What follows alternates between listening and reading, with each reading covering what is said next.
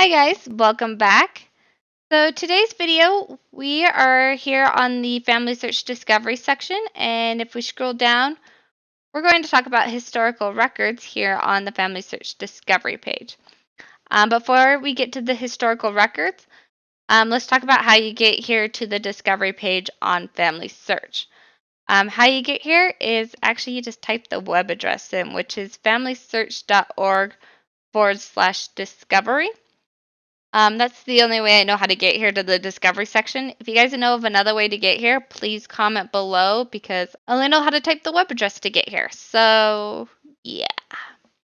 But once you type in the web address, you will come to a page like this. You will have to be signed in for most of these activities to work. So make sure you sign in. And if you want to learn more about any of these other activities, I have done videos about them, and I will leave a link to those videos in the description box below. So now onward to historical records. Let's click on that and discover events in your ancestors' lives, or in my ancestors' lives, and their historical records. So I've clicked on it, and this is what the historical records page on Family Search look like. So pretty much what it seems like is all these little blue icons that you normally see on your family tree. It looks like they've just listed them all on this little wheel. If we click on the arrows, we can see more. We can review and attach these records to our ancestors to make sure that they have all of the records attached to them that are available. Or you can see records that are already attached. See, it seems like a few of them have already been recently attached and they are still on this wheel. So let's do like Maud here. So we have Maud here, and doesn't have a picture of her, but we do have her name, and I believe if we click on her name, it will bring us to her profile page here on Family Search. Let's click on that. And sure enough, it does bring us here to her profile page here on Family Search, and now we can learn more about Maud here and get to know her better. I might actually leave that up. So here we are back to the records page, the records page. And underneath her name is the dates that she was alive and her ID number here on Family Search. Then underneath that, it says that she has a 1920 census that could be her in this document. That we can review the record. We're not going to do that right now. And then underneath that is view relationship. That way, in case I don't know how I'm related to Maud here, I can click view relationship and it should bring up a pop-up box showing how I'm related. And sure enough, it does. It has brought up this pop-up box saying that Maud is actually a distant cousin of mine. And so, yeah, she's not actually a direct ancestor. She's a cousin. That's okay. We can still connect records to our cousins and help them out. She's still family, right? So let's close out of that. And let's go back up to the viewing the record. So let's click on that. And now it's just showing us the record. So pretty much here's Maud and her information that I have on my family tree. Here is the indexed version or the typed version of what the document says. Same with down here, it's the typed version of what the document is. And then over here on the side is the actual document. If we click on that, okay, now that I've clicked on it, it has brought us up to a new page and is showing us a bigger version of the document. So we can hit the plus to scroll in, minus to scroll out. We can hit those little boxes here and we can view all of the census for everybody, the whole census record. Or we can hit the little page and bring us back to the individual page. Full screen, not full screen. Down below is an index of what you see in the document. So in case you can't read the handwriting very well, you can read the index. Or you can click info and learn more about the document. So in this case, it's the 1920 census in Kansas. Or if you don't want to see this down below, you can just click the arrow and it goes away. And then up here at the top, you can print, download, or use tools to adjust the image, such as rotate it, make things brighter, contrast some stuff, or invert it so that the black is white and the white is black, which actually does help sometimes with reading documents, really hard to read documents. May not seem like it, but it does. So, yeah, that's the census. So I'm going to close this. And then right here at the top, what we really want to do is review and attach record. That way we can attach this census to Maud here, and we can know that for sure she was living in Kansas in 1920, if this is her in this document. I'm pretty sure it is since it's Kansas. So let's hit review and attach. And now we can connect the document to Maud. So quick overview of how to connect sources to people. I have done a video on this, so if you really want to learn more and I'm going too fast, I recommend watching that video. I will leave it in the description box below. But right now I'm going to go really, really super fast. So here on the left-hand side is everything that's listed in the 1920 census. You can click record, which will bring us the index version of what we saw earlier, or you can click image, which will bring up the whole 19 census like we saw earlier, the whole image, a microfilm, the digital image of the census. Over here on the right hand side is what is on our family tree. So going through, there's a Joseph, Nettie, Maud.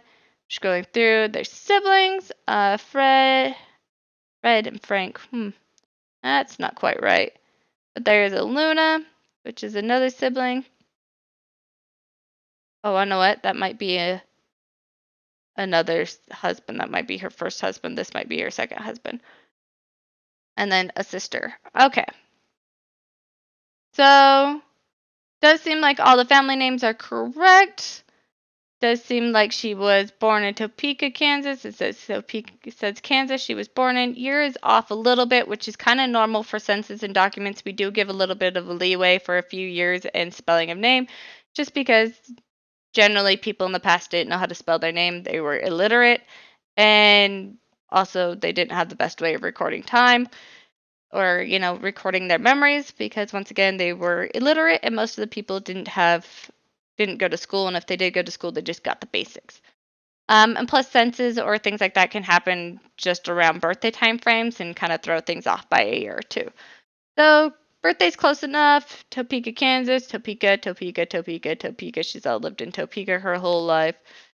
And all the family names have matched, so I'm pretty sure that's her. I'm going to bring the residence over, explain my reason. Same family names. Always put a reason for attaching the source. That way, when other people look at it, they go, "Oh yeah, that's why they attached this source." Or if you can't remember in the future why you attached this source, you will have a note saying, "Hey, everybody, including myself, this is why I attached this record to this person." So, so we hit attach, and then we could do the same for other family members. We'll do her father. Bring the residency over. Thank heavens that they plug in the same information that I typed before. Hit attach, and we will want to go through and attach it to everybody. That way it's less work for us down the road and other people. Because why not do it while you're here and make it less work for everybody down the road?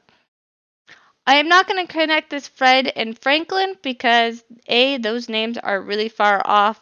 B, the dates of their birth are really far off. So I'm going to assume here that she had two husbands, which is a possibility. You could get married, divorce, or marry, and they died and remarry. So I've connected this to everybody, and yay, I've attached a source.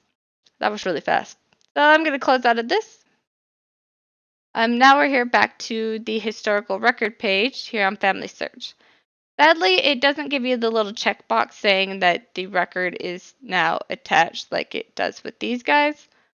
It probably will in the future when you refresh this page. It probably will. But for right now, it doesn't. So it's kind of sad. So, and then we can scroll through and hit these little arrows. and view more ancestors and connect records for them. So let's do like this Russell Warnock here. And let's view the record. Once again, it's pretty much the same. Up here at the top is what I have on my family tree. Here's the index version of what is on the document. Huh. It says he has a wife here, but up here it says he doesn't have a wife. I don't really want to show you how to attach people. If this is him. Illinois. Probably is. Darn it. I don't really want to show you guys how to attach people, so let's not do this one. Let's try John Warnock here. View record. So like I said before, up here at the top is the information on the family tree. Right here is the indexed or typed version of what the document is. Or we can click on the image and view the document. But what we really want to focus on is clicking this little blue icon right here that they should make bigger. This says review and attach record. And now we can attach the record to Mr. Warnock here, which is in this case a death record. And I'm pretty sure it's him because once again, family names are right. Birthday's off by a year, but that's okay when whoever wrote the document was in a very emotional state in life. It does say he died in Iowa, United States. Not necessarily the same town is correct. I wonder how close those are. But it does have the same death date. So I would say this is more than likely him. But I could do more research and see how close Salem is to this city. I'm not even going to try to pronounce that city. That is interesting how you that's an interesting name. And then I can cite my reason for attaching. Attach. And do the same for his mother and his father. Attach it to them.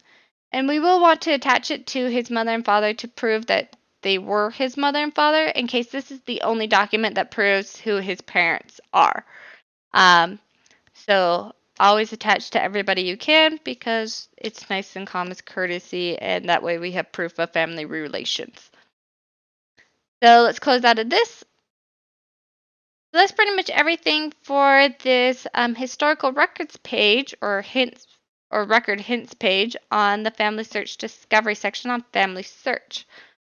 I actually kind of like this because it is really cool to have it all listed in a big reel of records that need to be attached to my ancestors. And if I have time, then I can come here and come to this page and just scroll through the list of names and view all of them and attach as many as I can.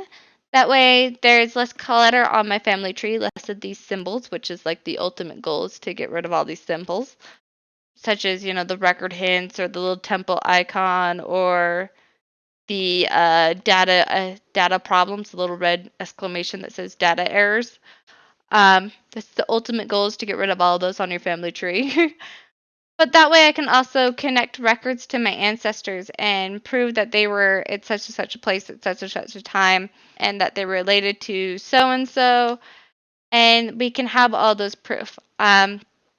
Also, like we saw with Mr. Russell Warnock here, is that we can actually gain new information from these records and find new people, such as Mr. Russell Warnock's wife, and now we can attach them to FamilySearch and grow the family tree and get to have everybody be a giant family. And that way we're all connected and nobody's missing, and we're not missing a wife or a child, and we have a big, beautiful, happy family that's all connected to each other.